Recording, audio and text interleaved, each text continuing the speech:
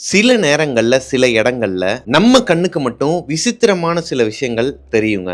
Like ஒரு ஒரு மனுஷரை நான் ஒரு 5 நிமிஷத்துக்கு முன்னாடி பார்த்திருப்பேன். அவரு என் கண்ணு முன்னாடியே நிப்பாரு. ஆனால் என் கூட இருக்கிற 4 பேர் கண்ணுக்கு அவர் தெரிய மாட்டாரு. என் கண்ணுக்கு மட்டும் தெரிவாரு. அவர் அதே ரூம்குள்ள தான் ஒரு ஓரமா உட்கார்ந்து அழுதுகிட்டு இருப்பாரு. டேய் மச்சான், அங்க பாருடா அவர் அழுதுகிட்டு இருக்கிறாரு. நான் சொன்னேன்ல கொஞ்ச நேரத்துக்கு முன்னாடி ஒருத்தரை பார்த்தேன், நீங்க கூட நம்பலைல, அங்க பாருடா அங்கதான்டா உட்காந்து அழுதுகிட்டு இருக்கிறாருன்னு சொன்னா அங்க இருக்கிற 4 பேர் என்னைய வந்து லூசுன்னு சொல்லுவாங்க. ஏன்னா அவங்களோட கண்ணுக்கு அவரு தெரியல. இந்த மாதிரி உங்களோட லைஃப்ல எதனா ஒரு அமானுஷம் நடந்துருந்துச்சுன்னா கீழே கமெண்ட்ல சொல்லுங்க. எஸ், இன்னைக்கு நம்ம பார்க்க போறது 2 ஸ்டோரிங்க. இந்த 2 ஸ்டோரியுமே ஒரு டென்டல் ஸ்டுடியோல தான், வேற வேற டென்டல் ஸ்டுடியோல நடந்த ஒரு உண்மை கதையை தான் எனக்கு இன்ஸ்டாகிராமில் ஷேர் பண்ணியிருக்கிறாங்க சம்மந்தப்பட்டவங்க. ஃபர்ஸ்ட் ஸ்டோரி ரொம்பவே த்ரில்லிங்காக இருந்துச்சு. அதில் இந்த எண்டு ட்விஸ்ட் ரொம்பவே பயங்கரமாக இருந்துச்சுங்க. செகண்ட் ஸ்டோரி ஒரு லவ் ஸ்டோரி தாங்க. ரொம்பவே ஒரு மாதிரி கண்கலங்க வச்சிருச்சுன்னு தான் சொல்லுவேன். கேட்டு முடிக்கும் போது, இந்த ஸ்டோரியை கேட்டு முடிக்கும் போது ஃபைனலாக உங்களுக்கு என்ன தோணுதுங்கிறத கீழே கமெண்ட்ல சொல்லுங்க. வாங்க ஸ்டோரிக்குள்ளே போகலாம். Welcome to our show devil's kitchen.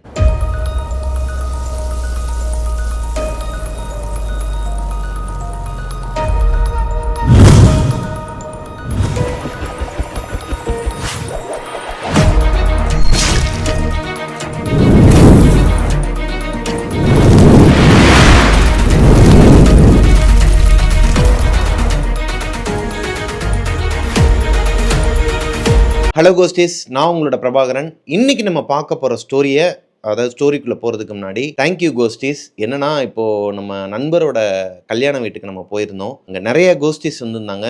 சத்தியமாக நான் எக்ஸ்பெக்ட் பண்ணவே இல்லை இவ்வளோ பேர் ஒரே கல்யாண வீட்டில் மீட் பண்ணுவேன் அப்படின்னு சொல்லிட்டு. ஃபேமிலியாக வந்திருந்தாங்க, பசங்க, கொஞ்சம் வயசானவங்கலேருந்து சின்ன பசங்க வரைக்கும் நம்மளோட சேனலை பார்த்துட்டு இருக்கீங்கிறது எனக்கு ரொம்பவே சந்தோஷமாகவும் பெருமையாகவும் இருக்குது. அண்டு என்னை பார்த்த உடனே நீங்கள் அங்கே வந்து என்கிட்ட பேசணும், ஃபோட்டோ எடுத்துக்கணும், என்னை நலம் விசாரிக்கணுங்கன்னு உங்களுக்கு அவசியமே கிடையாது. இருந்தாலும் எல்லாருமே அவங்கவுங்க வீட்டில் ஒரு பையனாக தான் என்னை பார்த்து பேசுனாங்க. ஒரு பொண்ணுலாம் வந்துட்டு, ஆனால் உங்களோட பெரிய ஃபேன்னா, உங்களோட ஃபஸ்ட்டு ஸ்டோரியிலேருந்து, இந்த ஏலகிரி ஸ்டோரியிலேருந்து இப்போ வரைக்கும் எல்லாத்தையுமே ஒன்று விடாமல் கேட்டிருக்கிறேண்ணா, ரொம்ப சந்தோஷம்னா, உங்களை நான் நேரில் மீட் பண்ணுவேன்னு நினைக்கவே இல்லை. ஆக்சுவலாக அந்த பொண்ணை வந்து அவங்க அம்மா வற்புறுத்தி தான் கூட்டு வந்தாங்களாம். அதாவது கம்பல்சரியாக தான் கூட்டு வந்தாங்களாம் இந்த மேரேஜ் ஃபங்க்ஷனுக்கு.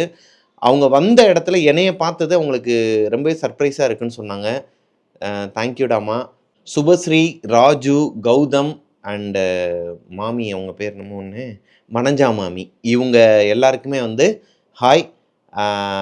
எல்லாருமே வந்து என்கிட்ட சொன்னாங்க, எங்களோட நேம்ஸ் எல்லாத்தையும் மென்ஷன் பண்ணி நீங்கள் உங்களோட ஸ்டோரியில் சொல்லணும்னா, இந்த மேரேஜ் வீட்டில் பார்த்தாங்க இல்லையா, அவங்களாம் அவங்களோட நேமை மென்ஷன் பண்ணி சொல்ல சொன்னாங்க. ஹாய்ன்னு சொல்லுங்கன்னா ரொம்ப சந்தோஷப்படுவோம். எங்கள் வீட்டில் எல்லாருமே பார்ப்போம். லைக் ஒரு வீட்டில் ஒரு டைப்ஸ் ஆஃப் ஆடியன்ஸ் வந்து சீரியல் பார்ப்பாங்க, இன்னொரு டைப்ஸ் ஆஃப் ஆடியன்ஸ் வந்து, அதாவது குழந்தைங்களாம் வந்து கார்ட்டூன்ஸ் பார்ப்பாங்க, இல்லை வேறு எதனா ப்ரோக்ராம்ஸ் பார்ப்பாங்க. பட்டு ஒரு குடும்பமாக உட்காந்து நிறைய பேர் வந்து டெவில்ஸ் கிச்சன் இப்போ பார்க்க ஆரம்பிச்சிட்டாங்க அப்படிங்கிறது எனக்கு ரொம்ப சந்தோஷமாக இருக்குது. Thank you so much.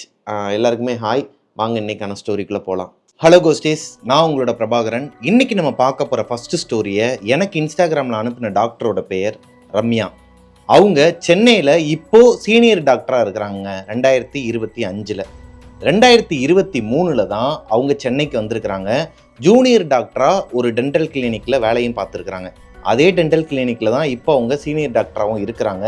அவங்களோட லைஃப்பில் 2013 செப்டம்பர் மந்தில் நடந்த ஒரு சம்பவத்தை அவங்களால மறக்கவே முடியாதாங்க. ரம்யா சென்னைக்கு வந்ததுக்கு அப்புறமா ஒரு பிஜியில் ஜாயின் பண்ணுறாங்க. அந்த பிஜிலேருந்து ஒரு 5 நிமிஷம் ட்ராவல் தான் அவங்களோட டென்டல் கிளினிக்கு. இந்த பிஜிலேருந்து ஆல்ரெடி சுபான்னு சொல்லிட்டு ஒரு அக்கா அந்த கிளினிக்கில் ஒர்க் பண்ணிகிட்டு இருக்கிறாங்க. ஸோ இவங்களுக்கு இன்னும் கொஞ்சம் சுலபமாக இருக்குது. என்னென்னா, கூடயே ஒரு பர்சன் வரது போகிறதுன்னு இருந்தால் கொஞ்சம் அவங்களுக்கும் ஒரு கம்ஃபர்டபுளாக இருக்கும் இல்லையா. அந்த ஜோனில் நல்லா தாங்க போயிட்டு இருந்திருக்குது. ஸ்டார்டிங் ஸ்டேஜில் சுபாவும் ரம்யா இவங்க 2 பேருமே சேர்ந்து தான் கிளினிக் வருவாங்க. 2 பேரும் வேலையை முடிச்சுட்டு ஈவினிங் ஆர் நைட் வந்து அவங்களோட பிஜிக்கும் ஒன்றா தான் போவாங்களாங்க. இவங்க ஒர்க் பண்ண கிளினிக் ஆப்போசிட்லேயே நிறைய கடைகள்லாம் இருக்குமா, அங்கே தான் வெஜிடேபிள் பிரியாணி இவங்களுக்கு வாங்கி கொடுப்பாங்களாம் சுபா அக்கா. அவங்க சிக்கன் பிரியாணி வாங்கிப்பாங்க. ரம்யா சின்ன வயசுலேருந்தே நான்வெஜ்ஜை தொடக்கூட மாட்டாங்களாங்க. அவங்களுக்கு அந்த நான்வெஜ் ஸ்மெல் பட்டாலே ஒரு மாதிரி வாமிட் சென்சேஷன் ஆகுமாங்க. ரம்யாவோட வீட்டில் எல்லாருமே நான்வெஜ் சாப்பிடுவாங்களாம். அவங்க அப்பா, அம்மா, தங்கச்சி எல்லாருமே சாப்பிடுவாங்களாம். ஆனால் இவங்களுக்கு சின்ன வயசுலேருந்தே இது ஒரு மேனுஃபேக்சர் டிஃபெக்ட் மாதிரியாங்க. எனக்கு நான்வெஜ்னாலே பிடிக்காது பிரதர், அது எதுக்குங்கிறது எனக்கு தெரில, அந்த மாதிரி சொன்னாங்க. ரம்யா ஒர்க் பண்ண அந்த டென்டல் கிளினிக் அது ஒரு பெரிய ஸ்டுடியோ மாதிரி டைப்பாங்க. 4 பேஷண்ட் வந்தால் கூட அட் அ டைமில் 4 ரூம் இருக்குமா, அங்கே வச்சு அட்டன் பண்ணலாமா. சீனியர் டாக்டர் ஒருத்தவங்க இருப்பாங்க, ஜூனியர் டாக்டர்ஸ் 4 பேர் இருப்பாங்க. அந்த 4 பேரில் ரம்யாவும் ஒருத்தவங்க. இப்போது இவங்களோட கிளினிக்குள்ள ஒரு பேஷண்ட் வந்தாங்கன்னா வெளியே எங்கேயுமே அனுப்ப மாட்டாங்களாங்க. லேப்ல இருந்து எக்ஸ்ரேலேருந்து எல்லாமே உள்ளேயே இருக்குதான்.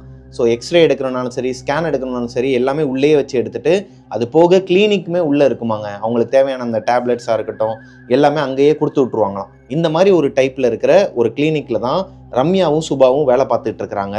ஒரு நாள் மண்டே அதுவுமா ஆஃப்டர்நூன் ஒரு 1 o'clock இருக்குமாங்க. ரம்யா சீரியஸாக ஒர்க் பண்ணிட்டு இருந்துருக்குறாங்க. அதாவது இந்த டீத் சம்மந்தமாக சில விஷயங்கள்லாம் லேபில் ஒர்க் பண்ணுவாங்களாங்க. அந்த மாதிரி ஒர்க் பண்ணிகிட்டு இருக்கும்போது அந்த டைமில் சுபாக்கா வந்து கேட்குறாங்க, ரம்யா சாப்பிட்ற டைம் ஆயிடுச்சு, வா 2 பேர் போய் சாப்பிட்டு வந்துடலாமான்னு சொல்லி கேட்கும்போது, இல்லைக்கா கொஞ்சம் ஒர்க்கு அதிகமாக இருக்குது, ஒரு 15 minutes ஆகும், நீங்கள் போய் சாப்பிட்டு வந்துடுங்கன்னு சொல்லும்போது, இல்லைம்மா எனக்குமே ஒர்க் இருக்குது, நான் என்ன பண்ணுறேன் ஆப்போசிட் கடையில் போயிட்டு உனக்கு வெஜிடபிள் பிரியாணி எனக்கு சிக்கன் பிரியாணி நான் வாங்கிட்டு வந்துடுறேன், வாங்கிட்டு வந்து நம்ம சாப்பிட்ற இடத்துல வச்சிடுறேன், இவங்களுக்கு சாப்பிட்றதுக்குன்னு தனியாக ஒரு இடம் இருக்குமா, அது போக ரெஸ்ட் எடுக்கணும்னா கூட தூங்குறதுக்கு கூட உள்ளேயே இடம் இருக்குமாங்க. ஸோ இப்போ அந்த சுபாக்கா என்ன பண்ணுறாங்கன்னா பிரியாணி 2 பிரியாணி பொட்டலம் வாங்கிட்டு வந்து வச்சிடுறாங்க, சாப்பிட்ற இடத்துல வச்சுட்டு அவங்களோட ஒர்க்கை கண்டினியூ பண்ண போகிறாங்க. இந்த டைமில் ரம்யாவுக்கு கொஞ்சம் பசி அதிகமாக எடுத்த காரணத்தினால அங்கேருந்து வராங்க. சுபாக்கா இல்லை, ஓகே அவங்க ஒர்க்கில் இருப்பாங்க, நம்ம ஃபஸ்ட்டு சாப்பிட்றலாம்னு சொல்லிட்டு கை கழுவிட்டு சாப்பிட ஆரம்பிச்சிருக்கிறாங்க. சாப்பிட்டு முடிக்கும்போது தான் ரம்யாவுக்கு ஒரு விஷயம் தெரிய வருது. ரம்யாவுக்கு ஒரு ஹேபிட் இருக்குதாங்க, எப்பவுமே அவங்க சாப்பிட ஆரம்பிச்சாங்கன்னா 1/2 மணி நேரம் ஆகுமா. இது எனக்குமே இருக்குது இந்த பழக்கம். வெளியே எங்கேயாவது சாப்பிட போனோம் அப்படின்னா மெதுவாக தான் சாப்பிடுவேன். ஆனால் நம்மளை விட ரொம்ப ஸ்லோவாக அவங்க சாப்பிடுவாங்களாங்க. 1/2 மணி நேரத்துலேருந்து 3/4 மணி நேரம் ஆகுமா அவங்க சாப்பிட்டு முடிக்கிறதுக்கு. அப்படி இருக்கும் பட்சத்தில் 10 நிமிஷத்தில் சாப்பிட்டு முடிச்சிருக்கிறாங்க அந்த ரூமில் உட்காந்து. அது போக அவங்க சாப்பிட்டது வெஜிடபிள் பிரியாணி இல்லை, சிக்கன் பிரியாணியை, அந்த லெக் பீஸை கடிச்சு ஒரு மாதிரி கோரமாக துப்பி வச்சிருக்கிறாங்க அங்கங்கே. அது போக முனிப்படத்தில் ராஜகிரண் சாப்பிடுவார் இல்லையா, இந்த பிரியாணி எடுத்து அள்ளி ஒரு மாதிரி வாயில போடுவாங்க இல்லையா, அந்த மாதிரி சாப்பிட்டு அதை செதறி கிடக்குதான், சாப்பாடெல்லாம் அங்கங்கே செதறி கிடக்குதான். இந்த மாதிரி சாப்பிட்ற பொண்ணே இவங்க கிடையாது. இவங்களுக்கு கை கால்லாம் ஒரு மாதிரி விடன்னு ஆயிருக்குதுங்க. அந்த ரூம்ல இவங்க மட்டும்தான் இருக்கிறாங்க, வேற யாருமே இல்லை. அன்னைக்குன்னு பார்த்து அந்த கிளினிக்லையுமே 3 பேர் தான் இருக்கிறாங்க. ரம்யா, சுபா, இன்னொரு பொண்ணு. அவங்க முன்னாடி ஃப்ரண்ட் டெஸ்க்ல இருப்பாங்களாம். அவங்க தான் வெல்கம் பண்ணுறது என்ன ஏதுன்னு சொல்லிட்டு பேஷண்ட்டோட லிஸ்ட் எடுக்கிறதுலாம் அவங்க. அந்த பொண்ணுமே வெளியே சாப்பிட்றதுக்கு போயிருக்கிறாங்க. இந்த கிளினிக்கில் சுபாவும் ரம்யா மட்டும்தான் இருக்கிறாங்க. சுபா அவங்களோட வேலையை பார்த்துட்டு இருக்கிறாங்க. அப்போ இந்த ரூமில் சாப்பிட்டது ரம்யா தான். எதனால் அவங்க சிக்கன் பிரியாணியை சாப்பிட்ணும், அதுவும் 10 minutesல கொமட்டிட்டு வந்திருக்குதுங்க. அந்த ரூம்லயே சிங்கில போயிட்டு வாமிட் பண்ணிருக்காங்க. வாமிட் பண்ணிட்டு யோசிச்சு பாக்குறாங்க, நம்ம எதனால இதை சாப்பிட்டோம். இந்த ரூம்குள்ள வரும்போது அந்த சுபாக்கா வந்து அப்புறமா சாப்பிட்டுப்பாங்க, சரி நம்ம சாப்பிட ஆரம்பிக்கலாங்கிறது வரைக்கும் தான் ரம்யா டாக்டருக்கு ஞாபகம் இருக்குதாங்க. அதுக்கப்புறம் என்ன நடந்துச்சுன்னு உங்களுக்கு தெரியல. 10 நிமிஷத்துக்கு அப்புறமா தான் ரம்யாவாவே இருக்கிறாங்க. அந்த ரூம்ல இருக்கிற எல்லாத்தையுமே கிளீன் பண்ணிட்டு இருக்காங்க. யாராச்சும் வந்து பார்த்தாங்கன்னா இவங்களை அசிங்கமா நினைப்பாங்க, ஒரு மாதிரி நாய் கொதறி போட்ட மாதிரி கிடக்குன்னு சொல்லிட்டு எல்லாத்தையும் கிளீன் பண்ணிட்டு இருக்கும்போது சுபா வந்துடுறாங்க. இவங்க எல்லாத்தையும் க்ளீன் பண்ணி முடிச்சிடுறாங்க. அந்த பாக்கெட்டில் போட்டு முடிச்சு போடும்போது கரெக்டாக சுபா உள்ளே வராங்க. என்னப்பா சிக்கன் பிரியாணி சாப்பிட்டியா மாற்றி, என்னப்பா நீ சொல்லியிருந்தா 2 பிரியாணி வாங்கிட்டு வந்திருப்பேன்ல. அக்கா சாரிக்கா, நான் தெரியாமல் சாப்பிட்டுட்டேன், பசியில் வந்தேன் இல்லையா, அதனால உட்காந்து சாப்பிட்டேன் போலப்பா, அதனால ஒன்றும் இல்லைப்பா, நான் எவ்வளோ நாள் கம்பல்சரியாக ஊட்டி இருக்கிறேன், நீ வந்து சாப்பிடவே மாட்டேன்னு சொல்லிட்டு அடம் பிடிச்சிருக்கிற, ஆனால் இன்னைக்கு தான் நீ இந்த சிக்கன் பிரியாணி சாப்பிடணுமா, செம பசியில் இருக்கிறேன்ப்பான்னு சொல்லி கலாய்ச்சிக்கிட்டே வந்து சாப்பிட ஆரம்பிச்சிருக்கிறாங்க. இப்போது ரம்யாவுக்கு ஒரு மாதிரி தலை சுத்த ஆரம்பிச்சிருக்குதுங்க. எப்பயுமே சாப்பிட்ட உடனே அவங்களுக்கு தூங்குற பழக்கமே கிடையாதான். ஆனால் அன்னைக்கு அந்த சிக்கன் பிரியாணியை சாப்பிட்டதுக்கு அப்புறமா, அவங்க கிளினிக்கில் வச்சு சாப்பிட்டதுக்கு அப்புறமா அவங்களுக்கு ஒரு மாதிரி தலை சுத்த ஆரம்பிச்சிருக்குது. அக்கா எனக்கு ஒரு மாதிரி தலை சுத்துற மாதிரி இருக்குது, பெண்டிங் ஒர்க் இருக்குது, நீங்கள் உங்களோட ஒர்க்கு முடிக்கிறதுக்கு எவ்வளோ நேரம் ஆகும்? 1 hour ஆகும்பா, 1 hourக்கு அப்புறமா என்னை எழுப்புங்க, நான் போய் அந்த டாக்டருக்குன்னு இருக்கிற அந்த ரூமில், இந்த தூங்குறதுக்கு சொன்னேன் இல்லையா, அந்த ரூமில் போய் படுத்து தூங்குறேன் அப்படிங்கிற மாதிரி சொல்லி அவங்க போய் தூங்க ஆரம்பிக்கிறாங்க. ரம்யா ஒர்க் பண்ற இந்த கிளினிக் மொத்தம் 4-5 பிரான்ச் இருக்குதாங்க சென்னையில மட்டுமே. ரம்யா ஒர்க் பண்றது என்னவோ இந்த கிளினிக்ல தான். ஆனால் அசிஸ்டண்டா, கொஞ்சம் ஹெல்ப்புக்கு வந்து கூப்பிடுவாங்க இல்லையா, அந்த மாதிரி இவங்க போற கிளினிக் இன்னொரு கிளினிக் இருக்குதாங்க இந்த 4 பிரான்ச்சஸ்ல. அந்த பிரான்ச்ல அவங்களோட கேபின்ல ரம்யா மட்டும் உட்கார்ந்து ஏதோ எழுதிட்டு இருக்கிறாங்களாங்க. இந்த பேஷண்ட் லிஸ்ட் எல்லாம் வந்து அன்னைக்கு சப்மிட் பண்ணுவாங்களாம். அதை எழுதிக்கிட்டு இருக்கும்போது கதவை ஓப்பன் பண்ணிட்டு ஒரு தாத்தா ஒருத்தர் வராரு. அவருக்கு ஒரு 60 வயசு இருக்குமாங்க. லுங்கி கட்டியிருக்கிறாரு, ஆஃப் ஹேண்ட் ஷர்ட் போட்டு உள்ள வராறாங்க. ரம்யா சொல்லுங்க ஐயா உங்களுக்கு என்ன பிரச்சனைன்னு கேட்கும்போது அவரும் சொல்றாரு, அதுக்கு நீங்க எக்ஸ்ரே எடுத்துட்டு வரணும், வெளியெல்லாம் போக தேவையில்ல, இங்கே உள்ளேயே ஒரு லேப் இருக்கு தெரியுமா உங்களுக்கு? தெரியுமா அப்படிங்கிறாரு. நீங்க போய் எடுத்துட்டு வந்துருங்கய்யா, எடுத்துட்டு என்கிட்ட வாங்க நான் சொல்றேன் அப்படின்னு சொல்லிட்டு எழுதி கொடுத்து அனுப்புறாங்க பிரிஸ்கிரிப்ஷன்லாம். இப்போ அந்த தாத்தா எந்திரிச்சு வெளியே போனதுக்கு அப்புறமா இவங்களோட வேலையை பார்த்துட்டு இருக்கிறாங்க. பார்த்து முடிச்சுட்டு டைம் பார்த்தா கிட்டத்தட்ட 1/2 ஹவருக்கு மேலே ஆகுது. இந்த தாத்தா வந்துட்டு போய் எக்ஸ்ரே எடுக்கிறதுக்கு 5 நிமிஷத்துக்கு மேலே ஆகவே ஆகாதான் அவங்க லேபில். அதுவும் அன்னைக்கு கிளினிக்கில் வேற யாருமே வரல. அப்படி இருக்கும் பட்சத்தில் அந்த தாத்தா போய் 1/2 மணி நேரம் ஆகுது எங்கே போனான்னு சொல்லிட்டு வெளியே எந்திரிச்சு போய் அந்த லேபில் பார்த்தா லேபில் யாருமே இல்லை. ஒரு மாதிரி மயான அமைதியாக இருந்திருக்குது. இந்த ஹெல்ப் டெஸ்கில் இருப்பாங்க இல்லையா ஃப்ரண்ட்டில் ரிசப்ஷனில், அந்த பொண்ணுக்கிட்ட போய் கேட்குறாங்க, அம்மா இப்போ ஒரு தாத்தா வந்தார் குருன்னு சொல்லிட்டு, அவர் நான் எக்ஸ்ரே எடுக்க சொன்னேன், அவர் அப்படியே கிளம்பி போயிட்டாரா, எங்கம்மா வரும்னு சொல்லி கேட்கும்போது, என்ன மேம் சொல்கிறீங்க, இன்னைக்கு யாருமே பேஷண்ட்டே கிடையாது, இனிமேல் தான் வரப்போகிறாங்க, இன்னொரு 1/2 ஹவரில் தான், உங்களுக்கு தெரியும் இல்லையா சீஃப் டாக்டர் வராரு, ஒரு ஆப்ரேஷன் இருக்குது, அது தெரியுமா, இப்போ ஒரு தாத்தா வந்தாரு, நான் உள்ளே உட்காந்து எழுதிட்டு இருக்கும்போது ஒரு தாத்தா வந்தாரு, அவருக்கு நான் ப்ரிஸ்கிரிப்ஷன்லாம் எழுதி கொடுத்தேனே அப்படின்னு இருக்காங்க. இல்லையே மேம் யாருமே வரலையே, என்னையை தாண்டி தானே உள்ளே வரணும், யாருமே வரலன்னு இருக்கிறாங்க. ரம்யாவுக்கு ஒரு மாதிரி தூக்கி போட்டிருக்குதுங்க. அப்போ அந்த தாத்தா யாரு? இந்த ஹெல்ப் டெஸ்கில் இருக்கிற பொண்ணு சொல்றது உண்மைதான். ரிசப்ஷனை தாண்டி தான் இவங்க ரூம்க்கே வரணும். இவங்க ரூம்லேருந்து வெளியே வந்தாலும் கேமராவில் இருக்கும், கேமராலையும் போய் பார்த்துருக்காங்க, யாருமே இல்லை.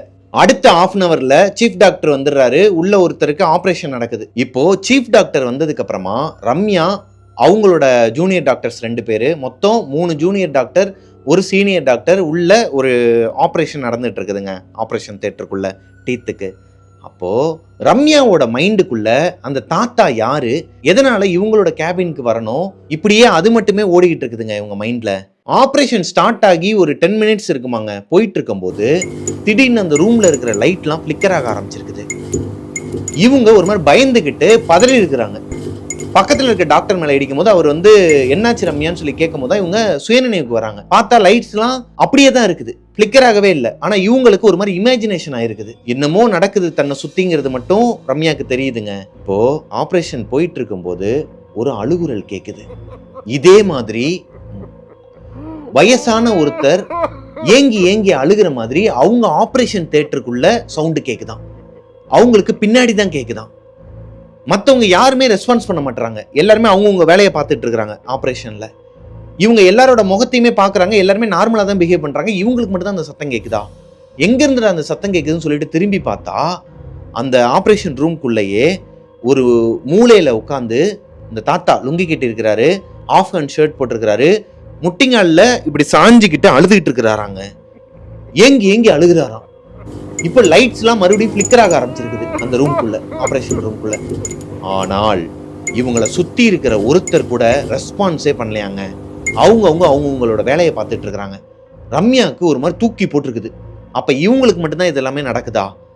இப்போ அழுதுட்டு இருந்த அந்த தாத்தா அழுகையை நிப்பாட்டிட்டு மெதுவாக எந்திரிச்சிட்டு ரம்யாவை பார்த்து ஒரு மாதிரி ஈவில் ஸ்மைல் சிரிச்சுக்கிட்டே வராறாங்க. பார்க்கறதுக்கே கொடூரமாக இருக்குதான் அவரோட ஃபேஸ். இறந்து போனவங்களோட உடம்பு இருக்கும் இல்லையா, நம்ம முந்தின கதையில பார்த்த மாதிரி தான், அந்த மாதிரி செதஞ்சு போய் ஒரு பக்கத்துல எலும்புலாம் தெரியுது. அப்படியே ஒரு பக்கம் வந்து வெள்ளை கருவா இருக்குது, கருவிழி இல்ல, வெள்ளையா தான் இருக்குது ஃபுல்லா. இன்னொரு பக்கம் எலும்பு தான் தெரியுதாங்க, கண்ணுக்குள்ள நீட்டிக்கிட்டு இருக்குதான் எலும்பு. அப்பேற்பட்ட கோரமான உருவம் ரம்யா கிட்ட எந்திரிச்சு மெதுவா வருதாங்க. இவங்க அலறி அடிச்சுட்டு எந்திரிக்கிறதுக்கு ட்ரை பண்றாங்க, கண்ணு முழிச்சிடுறாங்க. பார்த்தா கனவு. ஆனால் இவங்களால ரெஸ்பான்ஸ் பண்ண முடியலையாங்க. அதாவது இவங்க இந்த சுபாக்கா இருக்கிறாங்க இல்லையா, அவங்க தான் இருக்கிறாங்க வெளியே. அப்புறம் ஹெல்பிங் டெஸ்கில் ரிசப்ஷனில் ஒரு பொண்ணு இருக்கிறாங்க. 3 பேர் தான் மொத்தத்துக்கு இந்த கிளினிக்கில் இருக்கிறாங்க இப்போ கரண்ட்டில். இவங்க கனவுல இல்லை, நிஜத்தில். எந்திரிக்க முடியலையாம், கண்ணிலேருந்து கண்ணீராக வருதாங்க, 2 கண்ணிலேருந்து கண்ணீராக வந்துக்கிட்டே இருக்குது. யாரோ ஒருத்தவங்க இவங்க மேலே உட்காந்து அமுக்குற மாதிரியே ஃபீல் ஆயிருக்குது. இவங்கள எந்திரிக்க முடியல. சுபாக்கா சுபாக்கான்னு சொல்லிட்டு கத்துறாங்களாம், பயங்கரமாக கத்துறாங்களாம். அது இவங்க மனசுக்குள்ளேயே எக்கோ அடிக்குதாங்க. அதாவது இவங்களுக்குள்ளேயே எக்கோ அடிக்குதே ஒழிய வெளியே வாய்ஸ் வரலை. என்ன பண்ணுறனே தெரியலையாங்க. ரம்யாவுக்கு அவ்வளோதான், நம்ம இறந்துட்டோன்னு நினச்சிருக்கிறாங்க. ஒரு ஃப்ராக்ஷன் ஆஃப் த செகண்டில் என்ன நடந்துச்சுன்னு தெரியலையா, திடீர்னு ஒரு உணர்வு வந்திருக்குது அவங்களுக்கு. அதாவது இந்த மேலே இருந்த அந்த பாரம் குறைஞ்ச மாதிரி இருந்திருக்குது. டக்குன்னு எந்திரிச்சவங்க அழுதுகிட்டே கத்திக்கிட்டே ஓடி வந்துருக்குறாங்க வெளியே, சுபாக்கா சுபாக்கான்னு சொல்லிட்டு. இந்த ஹெல்பிங் டெஸ்கில் இருக்காங்க இல்லையா ஒரு பொண்ணு, அவங்களும் சுபாக்காவும் பதறி அடிச்சுட்டு ஓடி வந்து பார்த்துருக்குறாங்க. ரம்யா கண்ணுலாம் வீங்கி போய் அழுது ஒரு மாதிரி பதட்டமான நிலையில உட்காந்துட்டு இருக்கிறாங்க. அவங்க வந்து கேட்கும் போது இவங்களால ரெஸ்பான்ஸ் பண்ணவே முடியலையாங்க. கிட்டத்தட்ட ஒரு 10 நிமிஷம் கழிச்சு தான் அவங்க நார்மல் ஸ்டேஜுக்கே வந்திருக்கிறாங்க. அப்போ தண்ணி குடிச்சிட்டு சொல்ல ஆரம்பிச்சிருக்கிறாங்க. இவங்களோட கனவுல இந்த மாதிரி ஒரு தாத்தா வந்தார், அவர் பேர் குரு, என்னோட எக்ஸ்ரே ரூம்குள்ளே வந்தார், வெளியே போய் பார்க்கும்போது அவர் இல்லைன்னு நடந்தது எல்லாத்தையும் சொல்லும் போது இவங்க 2 பேரும், இந்த பாரு நீ ஏதோ கனவு கண்டிருக்கிற, அது வந்து பெருசாக்காத, நீ சிக்கன் பிரியாணி சாப்பிட்டலடி அப்படின்னு சொல்லிட்டு சுபாக்கா சொல்லியிருக்கிறாங்க. சிக்கன் பிரியாணி சாப்பிட்டல, என்றைக்குமே நான்வெஜ் சாப்பிடாம திடீர்னு சாப்பிட்டனால மேபி உனக்கு அது உன்னோட கற்பனையில் வேறு எதுனா கனவாக வந்திருக்கலாம் அப்படிங்கிற சொல்லி சமாளித்தாலும் ரம்யாவால் நார்மல் ஸ்டேஜுக்கு வர முடியலையாங்க. கை கால்லாம் ஒரு மாதிரி உதறிக்கிட்டே இருக்குதான். நார்மலா அவங்க கிட்ட பேசிட்டு இருக்கும் 10 நிமிஷம் கழிச்சு காம் டவுன் ஆனதுக்கு அப்புறமும் அவங்க கை மட்டும் ஒரு மாதிரி நடுக்கத்திலே இருக்குது. அப்ப எந்த அளவுக்கு அவங்க பயந்துருப்பாங்கிறத இவங்க 2 பேருமே புரிஞ்சுக்கிறாங்க. இப்போ அந்த கிளினிக்ல இருந்து அவங்க பிஜிக்கு நேரா போகாம ஒரு கோயிலுக்கு கூட்டு போயிருக்காங்க சுபாக்கா. கோவிலுக்கு கூட்டு போயிட்டு நைட்டு அவங்க பிஜிக்கு போயிட்டு சாப்பிட்டுட்டு தூங்கிட்டாங்களாம். நைட்டு ஒரு 12-12:30 இருக்குமாங்க. அவங்களோட பிஜில தூங்கிட்டு இருக்கும்போது சேம் அதே குருங்கிற தாத்தா ரம்யாவோட கனவுல வந்திருக்கிறாரு. கிளினிக் அந்த கிளினிக் கிடையாது, இவங்க வேலை பார்க்குற இந்த கிளினிக் பிஜிக்கு பக்கத்துலேயே இருக்குது இல்லையா, இந்த கிளினிக்ல அந்த தாத்தா வந்திருக்கிறாரு. சேம் அந்த கிளினிக்ல என்ன நடந்துச்சோ அப்படியே இந்த கிளினிக்ல உங்களுக்கு நடக்குது. எப்படிங்க இருக்கும்? பதறி அடிச்சு அழுது இருக்கிறாங்க, மறுபடியும் எந்திரிச்சு கத்தி. இப்ப சுபாக்கா கேட்கறாங்க, மறுபடியும் அதே கனவா? ஆமா, இது கிட்டத்தட்ட ஒரு 3 வாரமா அவங்கள தொடர்ந்து இருக்குதுங்க. அவங்க போகாத கோவிலே கிடையாதாங்க. சுபாக்கா வந்து கூட்டு போயிருக்கிறாங்க, எங்கெங்கேயே கூட்டு போய் மந்திரிச்சுலாம் விட்டுருக்காங்க. இந்த டாக்டருக்கு சரியாகிற மாதிரி இல்லை. அடுத்த ஒரு வாரத்துல அதுவாகவே சரியாயிருச்சான். இவங்க எதனால அந்த சிக்கன் பிரியாணி சாப்பிட்டாங்க, எதனால அந்த தாத்தா கனவுல வந்தாரு, அந்த குருங்கிற தாத்தா யாரு, எதனால இவங்கள வந்து பின்தொடரணும், இது எதுக்குமே விடை தெரியாம தான் இருந்திருக்கிறாங்க ரம்யா. ஒரு வாரத்துக்கு அப்புறமா நார்மல் ஆயிடுது, எந்த கனவும் வரல, அவங்களுக்கு டிஸ்டர்பன்ஸும் இல்லை. அந்த சீஃப் டாக்டர் இருப்பாங்க இல்லையா, அந்த ஃபவுண்டர், ஒரு மெயினான ஆப்ரேஷன் ஒன்று இருக்குது, அவர் வரல. என்னமோ ஏதோன்னு சொல்லிட்டு இவங்க போயிட்டு ஃப்ரண்ட்ல இருக்க அந்த டெஸ்க்ல இருக்க அந்த பொண்ணுகிட்ட கேட்கும்போது, சார் வந்து ஊருக்கு போயிருக்கிறாங்க, சவுத் சைடு தான் அவங்களோட ஊரம், அங்க குடும்பத்தோட போயிருக்கிறாங்க. ரம்யா ரிசப்ஷனிஸ்ட் கிட்ட பேசிக்கிட்டு இருக்கும் போதே சுபா ஓடி வந்திருக்கிறாங்க. இங்க வாடி, உங்ககிட்ட ஒரு மெயினான விஷயம் சொல்லணும்னு சொல்லி தனியா கூப்பிட்டு போயிருக்கிறாங்க. நீ வயசானவர், ஒரு 60 வயசு இருக்குமா உன்னோட கனவுல பார்த்த உருவம்? ஆமாக்கா. சரி வா, நான் உங்ககிட்ட ஒரு போட்டோ காட்டுறேன், அவரான்னு பார்த்து சொல்லு. என்னக்கா சொல்றீங்க, முதல்ல என்ன விஷயம் அதை சொல்லுங்க. இல்லடி, நம்ம சீஃப் டாக்டர் இருக்கார் இல்லையா, இந்த கிளினிக்கோட ஓனர், அவரோட அப்பாவுக்கு 60 வயசு இருக்கும்போது தான் அவர் தவறி இருக்கிறாரு. ரம்யாவோட கனவுல ஒரு கிளினிக் வந்துச்சு இல்லையா, அந்த கிளினிக்கோட ஃபவுண்டரே அவர் தான். அவங்க அப்பாவோட இறந்த நாளுக்காக தான் அவரு அவங்களோட சொந்த ஊருக்கே போயிருக்கிறாரு, சவுத் சைடில். அவங்க ஃபேமிலி எல்லாருமே அங்கே தான் இருப்பாங்களாம் அவரோட டெத் டே அன்னைக்கு. இப்போது இவங்களுக்கு ரம்யாவுக்கு ஒரு மாதிரி பதட்டமாக இருக்குது, கை கால்லாம் ஒரு மாதிரி ஷிவரிங் ஆகி அந்த ஏசிலையுமே வேர்த்து கொட்ட ஆரம்பிச்சிருக்குது. இல்லைக்கா, நான் பார்க்கல, அவரோட ஃபோட்டோவை பார்க்கல, ஏன் அவராக இருப்பாருன்னு சொல்லிட்டு சந்தேகப்படுறீங்க? அவரோட பேரும் குரு தாண்டி. எப்படிங்க இருக்கும்? இவங்க கனவுல வந்து அதே 60 வயசான ஒரு மனிதர், அதுவும் குருங்கிற பேர்ல இந்த இடத்தோட ஃபவுண்டரா இருப்பாருங்கிறது ரம்யாக்கு நினைச்சு கூட பார்க்க முடியாத ஒன்றா இருக்குதுங்க. எப்படிங்க இருக்கும்? அவங்க இது நாள் வரைக்கும் அந்த ஃபவுண்டர், அந்த தாத்தா வந்து இவங்க பார்த்ததே கிடையாதான். ரம்யா டாக்டர் வந்து போய் பார்க்கவே இல்லையா, அந்த ஃபவுண்டரோட அப்பாவோட ஃபோட்டோவை பார்க்கவே இல்லையா. வேணாங்க்கா, இதை அப்படியே விட்டுருங்கன்னு சொல்லிட்டு விட்டாங்களாங்க. 2 வருஷம் ஆச்சான். இன்னுமே அந்த கிளினிக்கில் தான் ஒர்க் பண்ணிட்டு இருக்கிறாங்க. இப்போ கொஞ்சம் ஹையர் பொசிஷன்லேயே இருக்கிறாங்க. இருந்தாலும் இப்போ வரைக்கும் அந்த ஃபவுண்டர், இந்த டாக்டர், சீஃப் டாக்டரோட அவங்க அப்பாவோட ஃபோட்டோவை இவங்க பார்க்கவே இல்லையா. சொன்னேன், நீங்கள் தயவு செஞ்சு அதை பாருங்கள், பார்த்துட்டு என்கிட்ட சொல்லுங்கன்னு சொல்லியிருக்கிறேன். ஒருவேளை பார்த்துட்டு அவராக தான் இருப்பாங்களாங்கிறத நம்ம அடுத்த ஸ்டோரியில் நான் சொல்கிறேன். ஏன்னா இது வரைக்கும் தான் அவங்க அனுப்பியிருக்கிறாங்க. இந்த ஸ்டோரி உங்களுக்கு பிடிச்சிருக்கும்னு நம்புகிறேன். இந்த ஸ்டோரி உங்களுக்கு பிடிச்சிருந்துச்சு அப்படின்னா லைக் பண்ணிடுங்க. நீங்கள் என்ன நினைக்கிறீங்க கோஸ்டிஸ்? அவங்க கனவுல வந்த அந்த தாத்தா 60 வயசுல அந்த குருங்கிற தாத்தாவும், இப்போ சீஃப் டாக்டரோட அப்பா அந்த ஃபவுண்டர் அந்த தாத்தாவும் ஒரே மனுஷனா தான் இருப்பாங்கன்னு நீங்க நினைக்கிறீங்களா? ஒரே ஆளா தான் இருப்பாங்கன்னு நினைக்கிறீங்களா? நினைச்சீங்கன்னா கீழே கமெண்ட்ல சொல்லுங்க. நெக்ஸ்ட் ஸ்டோரியில், அதாவது நான் நெக்ஸ்ட் ஸ்டோரி போடுறதுக்கு முன்னாடி அவங்க எனக்கு ரெஸ்பான்ஸ் பண்ணிடுவாங்க. என்னங்கிறத அடுத்த ஸ்டோரியில் பார்க்கலாம். வாங்க செகண்ட் ஸ்டோரிக்கு போகலாம். செகண்ட் ஸ்டோரி எனக்கு அனுப்பின பிரதரோட பேரு கவின்ங்க. கவின் கள்ளக்குறிச்சியை சேர்ந்தவர். கள்ளக்குறிச்சியில இருந்து சென்னைக்கு வேலைக்கு வந்திருக்கிறாரு. அதாவது அவருமே டென்டிஸ்ட் தான். கவின் மதுரையில ஒரு டென்டல் கிளினிக் இருக்குதாங்க, ரொம்ப ஃபேமஸான ஒரு டென்டல் கிளினிக்கா. அங்க வேலை பார்த்துட்டு இருந்திருக்கிறாரு. அதாவது இந்த இன்டர்ன்ஷிப் போவாங்க இல்லையா, படிச்சு முடிச்சுட்டு அந்த மாதிரி அங்க போயிட்டு ஒர்க் பண்ணிட்டு இப்போ ஜூனியர் டாக்டரா வேற ஒரு கிளினிக்ல ஒர்க் பண்ணிட்டு இருக்காரு. சென்னையில பூந்தமல்லிக்கு பக்கத்துல இருக்கிற ஒரு கிளினிக்ல தான் ஒர்க் பண்ணிட்டு இருந்திருக்கிறாரு. அங்க இருந்து வேற ஒரு கிளினிக்கு அவருக்கு ப்ரமோஷன் கிடைக்குது. ஐ மீன் அங்க விட அதிக சம்பளத்திலேயே அவருக்கு சீனியர் டாக்டரா ஒரு ப்ரமோஷனோட வேற கிளினிக் கிடைக்குது. அண்ணா நகருக்கு பக்கத்துல இருக்கிற ஒரு ஏரியால ஒரு கிளினிக்ங்க. ரொம்பவே கிராண்டா இருக்குமாங்க அந்த கிளினிக்கை பாக்குறதுக்கு. அந்த கிளினிக்ல தான் ஒர்க் பண்றாரு இப்ப கவின். கிளினிக் போனதுக்கு அப்புறமா இவரோட லைஃப் ஸ்டைலே சேஞ்ச் ஆயிருக்குன்னு பாத்துக்கோங்களேன். அண்ணா நகர் பக்கத்திலேயே வீடு எடுத்திருக்கிறாரு. அங்க சும்மாவே சொல்ல வேணாங்க, ரொம்பவே பார்ஷான ஏரியாங்கிறனால ஃபுல்லா இவரோட லைஃப் ஸ்டைலே மாறி இருக்குது. கவின் ஒர்க் பண்ற அதே டென்டல் கிளினிக்ல ராம் சொல்லிட்டு ஒரு ஜூனியர் டாக்டர் வந்திருக்கிறாருங்க. லைக் நம்ம ரம்யா பார்த்தோம் இல்லையா, அவங்க வந்து ஜூனியர் டாக்டர் தான் அப்போ 2013. அதே மாதிரி இப்போ இவரோட கதையில ராம்ங்கிறவர் ஜூனியர் டாக்டர். இவங்க 2 பேருக்குள்ளயுமே ஒரு அண்டர்ஸ்டாண்டிங் இருக்குமாங்க. 2 பேருமே நல்லா பசங்க வந்து டக்குன்னு பழகிடுவாங்கன்னு வச்சுக்கோங்களேன். அந்த மாதிரி தான் இவங்க 2 பேருக்கும் ஒரு நல்ல ஒரு வைப் இருந்திருக்குது. ராம் வந்து ஒரு பிஜில தான் தங்கி இருக்கிறாரு. ஆனா கவின் ஒரு வீடு எடுத்தே இருக்கிறாரு, ரெண்டலுக்கு ஒரு வீடு எடுத்தே இருக்கிறாரு. இப்போ ராம் என்ன பண்றாருன்னா அந்த பிஜியை கேன்சல் பண்ணிட்டு கவின் கூடயே வந்துடுறாருங்க. 2 பேரும் ஒரே வீட்டுல தான் தங்குறாங்க. 2 பேரும் ஒரே வீட்டுல இருந்து தான் கிளினிக் வருவாங்க. ரிட்டர்ன் கிளினிக்ல வேலையை முடிச்சிட்டு வீட்டுக்கு போவாங்க ஒரே பைக்ல. இப்போ இவங்களுக்குள்ள நல்லா தாங்க போயிட்டு இருந்திருக்குது ஃப்ரெண்ட்ஷிப். ஆனால் ஒரு கட்டத்துக்கு மேல கவின் கொஞ்சம் கொஞ்சமா கவனிக்க ஆரம்பிக்கிறாரு ராமோட ஆக்டிவிட்டிஸே சரி கிடையாது. அவர் கிளினிக்ல இருக்கும் போதா இருக்கட்டும், வீட்டுல இருக்கும் போதா இருக்கட்டும், சில அப்நார்மல் ஆக்டிவிட்டிஸ் பண்ணுவாராங்க. ஒரு மாதிரி அவர் பண்றதே விசித்திரமா இருக்குமா. அன்னைக்கு ஒரு நாள் ஒரு 12:30 மணி இருக்குமாங்க நைட்டு. கவினும் ராமும் அவங்களோட ரூம்ல படுத்து தூங்கிட்டு இருக்கிறாங்க.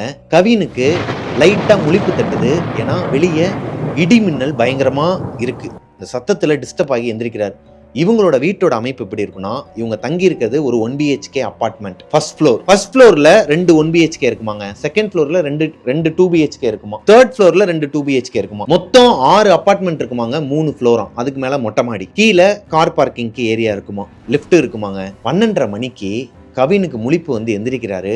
எந்திரிச்சு தண்ணி குடிச்சிட்டு ரெஸ்ட் ரூம் போயிட்டு வெளியே வரும்போது தான் கவனிக்கிறாரு அந்த ரூம்ல ராம் இல்லை.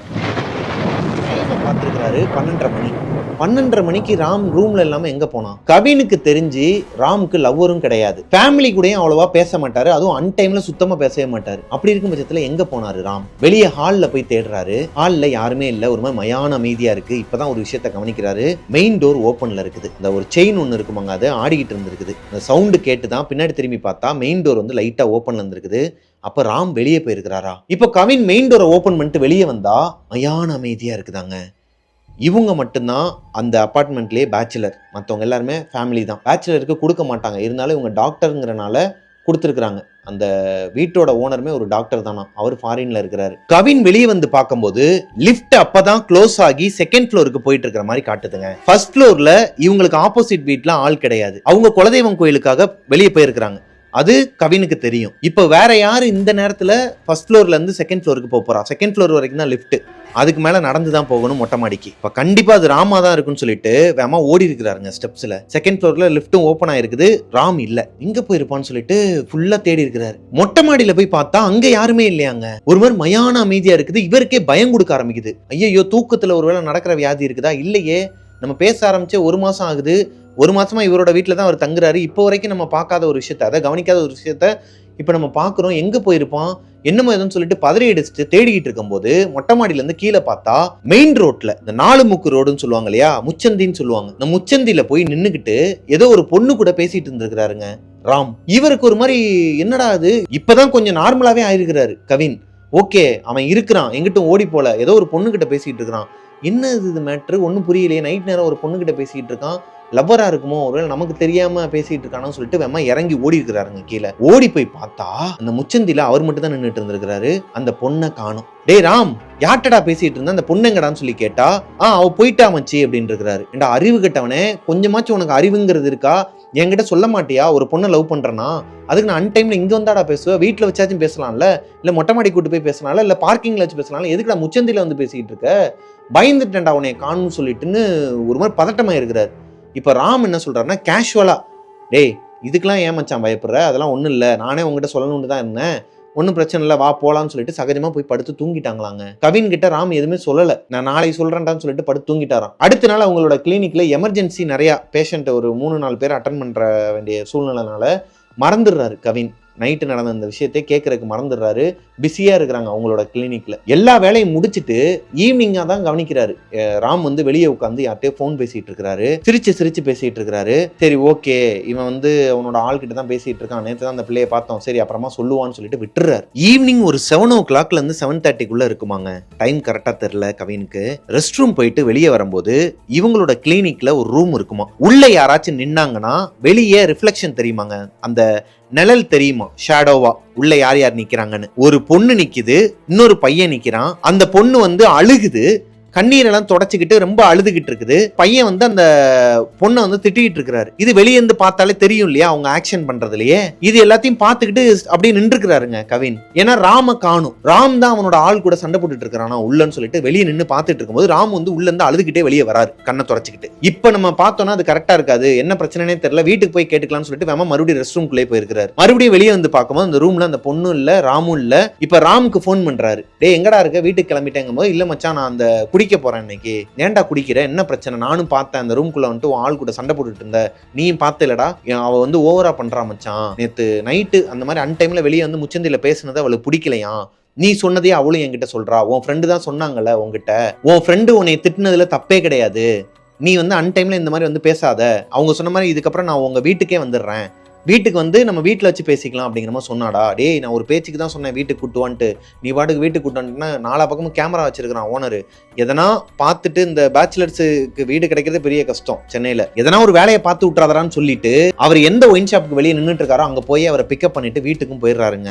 வாங்கிட்டு போயிருக்கிறாங்க. குடிக்கிறதுக்கு தேவையான பொருள் எல்லாத்தையும் வாங்கிட்டு வீட்டுக்கு போனதுக்கு அப்புறமா குடிக்கிற வரைக்குமே கவின் வந்து ராம் கிட்ட கேட்கல, என்ன பிரச்சனை, என்னாச்சுடா, எப்போ இந்த லவ் பண்ணுற, என்கிட்ட ஒரு வார்த்தை கூட சொல்லலை, ஒரு மாசமா என் கூட தானே இருக்கிற, என்கிட்ட இந்த மாதிரி எந்த ஒரு விஷயமும் சொல்லலையே, யாரா அவங்க ரெண்டு பேர்ல ஃபர்ஸ்ட் லவ் சொன்னதுன்னு சொல்லிட்டு அவரோட மைண்டை டைவர்ட் பண்றதுக்கு என்னென்னமோ கேட்டிருக்கிறாருங்க கவின். ஆனால் ராம் குடிக்கிறாரு, அவரை பார்க்குறாரு, ஒரு மாதிரி முறைக்கவும் செய்யல, அழுகவும் இல்லை, ரியாக்ஷனே இல்லாம ஒரு மாதிரி ஜடம் மாதிரி பாக்குறாராம், கீழே பாக்குறாராம், அவர் பாட்டுக்கு இஷ்டத்துக்கு ஒரு 3 ரவுண்ட்ஸ் எடுத்து குடிச்சிக்கிட்டே இருக்கிறாராங்க. நான் பைத்திய மாதிரி உட்காந்து பேசிக்கிட்டே இருக்கிறேன், கொஞ்சம் கூட ரெஸ்பான்ஸ் பண்ணாம குடிச்சிக்கிட்டே இருக்கிற, இவ்வளவு குடிச்சேன்னு வச்சுக்க, அட் டைம்ல இவ்வளவு குடிச்சேன்னா வாந்தி எடுத்துடா, சொல்றதை கேளுன்னு சொல்லிட்டு இருக்கும்போது அவர் அழுதுகிட்டே எந்திரிச்சு அவரோட ரூம்குள்ள போய் படுத்துட்டாராங்க. இவரும் பின்னாடியே போயிருக்கிறாரு. மச்சான் சாரிடா, என்கிட்ட சொல்றதுக்கு உனக்கு விருப்பம் இல்லைன்னா விட்டுரு, நான் கேட்க மாட்டேன், ஆனா நான் கேட்கறதுக்கு ஒரே ஒரு பதில் மட்டும் சொல்லு, நீங்க 2 பேரும் 2 சைடு லவ் தானே, அப்புறம் ஏன் வந்து இன்னைக்கு சண்டை போட்டீங்க அழுதுகிட்டு இருக்கீங்க. இப்போ ராம் கதறி கதறி அழுதுகிட்டு, அதான் சொன்னேன்ல மச்சான், நேத்து நீ என்கிட்ட வந்து வெளியே நின்று பேசுனது அவளுக்கு பிடிக்கலையா, நீ நல்லவனா நான் கெட்டவனா, இவ்வளவு நாள் நான் நல்லவனா இருந்தேன், இப்ப கெட்டவனா தெரியறேனா நீ வந்தனையோ அப்படிங்கிற மாதிரி பேச ஆரம்பிச்சிருக்காருங்க. இவருக்கு தப்பா தெரிஞ்சிருக்கு கவினுக்கு. டே தயவு செஞ்சு என்னை மன்னிச்சிரு, நான் கூட அந்த பிள்ளைகிட்ட நாளைக்கு பேசுறேன், நாளைக்கு என்ன இன்னைக்கு நைட்டு கூட வர சொல்றேன் பேசுறியா அப்படின்னு இருக்காரு. இன்னைக்கு நைட்லாம் வேணா குடிச்சிருக்கிறேன், நாளைக்கு வந்து நம்ம கிளினிக்கே வர சொல்லி நான் பேசுறேன், இந்த பொண்ணுகிட்ட பேசி புரிய வைக்கிறேன் இருக்கிறாரு. சரின்னு சொல்லிட்டு படுத்து தூங்கிட்டாங்களாங்க. ஒரு வழியா காம் டவுன் பண்ணி படுத்து தூங்கிட்டாங்களாம். ஒரு 2-2:30 மணி இருக்குமாங்க. திடீர்னு கிளாஸ் உடையிற சத்தம் கேட்டிருக்குது வீட்டுக்குள்ள. பதறி அடிச்சுட்டு எந்திரிச்சிருக்கிறாரு. ஏன்னா இவங்களோட ரூம் டோர் க்ளோஸ்ல இருந்துச்சுன்னா, ஹால்ல எதனா ஒரு கிளாஸ் விழுந்துச்சுன்னா சவுண்ட் கேட்காது. ஆனால் மெயின் டோர் ஓப்பன்ல இருக்க போய் தான் வெளியே ஏதோ ஒரு தொட்டியை போட்டு உடைச்ச மாதிரி சத்தம் கேட்டிருக்குது. பதறி அடிச்சுட்டு எந்திரிச்சிருக்காரு கவின். பக்கத்துல பார்த்தா ராம் இல்ல, ரூமோட டோர் ஓப்பன்ல இருக்கு. யாராவன் சொன்னா கேட்க மாட்டான், இன்னைக்கு அந்த பிள்ளையை வர வச்சிட்டான் போலன்னு சொல்லிட்டு எந்திரிச்சு வெளியே வந்து பார்த்தா, சின்ன வயசுல இருந்தே கவினுக்கு மீன் தொட்டி வைக்கிறது பிடிக்குமாங்க. மீன்களுக்கெல்லாம் கொஞ்சம் அவரோட ரிலாக்ஸேஷனே அந்த மீன் தொட்டி வச்சிருக்கிறதுனால தானா, ஆசையா வாங்கி வச்ச மீன் தொட்டியை யாரோ ஒருத்தவங்க கீழே போட்டு உடைச்சிருக்காங்க. ஹால்ல ராம் இல்ல, ராம் தான் கீழே போட்டு உடைச்சிருப்பாருன்னு சொல்லிட்டு சம வெறியில ராம தேடுறாருங்க. ஆனால் ராம் வீட்டுக்குள்ள இல்ல. எப்பவும் போல மெயின் டோர் ஓபன்ல இருக்குது. கவின் செம்ம கோபத்தோட வெளியே போய் பார்த்தா அதே மாதிரி லிஃப்ட் செகண்ட் ஃப்ளோருக்கு போகுது. இந்த தடவை அவர் செகண்ட் ஃப்ளோருக்கு போய் பார்க்காம உடனே கீழே இறங்கி ஓடி இருக்கிறாரு. அந்த முச்சந்திக்கு போயிருக்கிறாரு. எப்பயுமே நின்று பேசிட்டு இருப்பாங்க இல்லையா, அந்த இடத்துக்கு ஓடி இருக்கிறாரு. ஓடி போய் பார்த்தா ராம் தனியா நின்று பேசிட்டு இருக்கிறாராங்க அந்த முச்சந்தில. ஆனா அவர் கையை பிடிச்சி இழுக்கிறது, இந்த ஒரு பொண்ணு இப்ப முன்னாடி நிக்கிறாங்கன்னா அவங்களை இப்ப நான் பிடிச்சிருக்கோன்னு வச்சுக்கோங்க, ஷோல்டர்ல இப்படி பிடிக்கிறதா இருக்கட்டும், அந்த பொண்ணுகிட்ட பேசுறதா இருக்கட்டும், அவங்க கையை பிடிச்சி இழுக்கிறதா இருக்கட்டும், இது எல்லா ஆக்டிவிட்டிஸும் பண்ணிட்டு இருக்கிறாராங்க ராம். கவினுக்கு ஒரு மாதிரி அடிச்சதெல்லாம் அப்படியே இறங்கி இருக்குது. பாதி போதையில தான் ஓடி இருக்கிறாரு, எந்திரிச்சு அப்படியே இறங்கி இருக்குது. ராம் பிளே பண்ணிட்டு இருக்கிறாராம், தனியா பிளே பண்ணிட்டு இருக்கிறாராம், பேசிட்டு இருக்கிறாராம். என்ன ஆச்சுடி, நான் தான் சொல்றேன்ல வீட்டுக்கு வர சொல்லிட்டான் அவன், நீ ஏன் இங்கேயே நின்றுட்டு இருக்கிற, அவன் எதுவும் தப்பா நினைக்க மாட்டான் கவின், வா நான் பேசுறேன், அவன் என் ஃப்ரெண்டு தான், அவன் புரிஞ்சுப்பான்னு சொல்லிட்டு. இவருக்கு மைண்ட்ல என்னன்னா மென்டலா, அவன் மென்டலி எதனா அஃபெக்ட் ஆயிருக்கிறானா, ஏன் இந்த மாதிரி தனியா பேசிட்டு இருக்கான்னு சொல்லிட்டு எதுவுமே சொல்லல. சரி சரி வாடா வாடா, நாளைக்கு அந்த பிள்ளைகிட்ட பேசிக்கலாம்டா, ஒன்றும் பிரச்சனை இல்லை, வாடா வாடான்னு சொல்லிட்டு கூட்டு வந்துட்டாராங்க வீட்டுக்கு கூட்டு வரவே முடியலையாம், அவரை காம்ப்ரமைஸ் பண்ணவே முடியலையாம். ராம் ஒரு மாதிரி போதையிலேயே தான் இருக்கிறாரு. அவளையும் கூப்பிடுறா, அவ வந்துருவாடா, மச்சான் மச்சான் சொன்ன கேள்றா, அவளையும் கூப்பிடுறான்னு சொல்லி ரொம்ப அடம் பிடிச்சிருக்கிறாருங்க. இவருக்கு ஒண்ணுமே புரியல. ஒரு வழியா சமாளிச்சு கூட்டு வந்திருக்கிறாரு. வீட்டுக்கு கூட்டு வந்ததுக்கு அப்புறமா தண்ணி எடுத்து மூஞ்சில அடிச்சிருக்கிறாரு. தெளியவே இல்லை. வெளியே மீன் தொட்டி உடஞ்சி கிடந்துச்சு இல்லையா, அதை ஃபுல்லாக க்ளீன் பண்ணிட்டு இருக்கிறாரு. இப்போ மணி 3 கரெக்டாக 3 o'clock. அவங்களோட வால் கிளாக்ல அந்த சவுண்டு கேட்குமா, ஆன்டிக் கிளாக் மாதிரி பழைய கிளாக்லாம் வச்சுருப்பாங்க இல்லையா, 1 மணினா 1 மணி அடிக்கும், 3 மணினா 3 பெல் அடிக்கும். இந்த மாதிரி 3 பெல் அடிக்கும் போது அவரோட வீட்டுக்குள்ள ஒரு ஜாஸ்மின் ஸ்மெல். இவருக்கு பின்னாடி கிச்சன்ல ஒரு பொண்ணு நிக்கிறாங்களாங்க. ஒரு பொண்ணு அண்ணா அப்படின்னு சொல்லி கூப்பிடுறாங்க.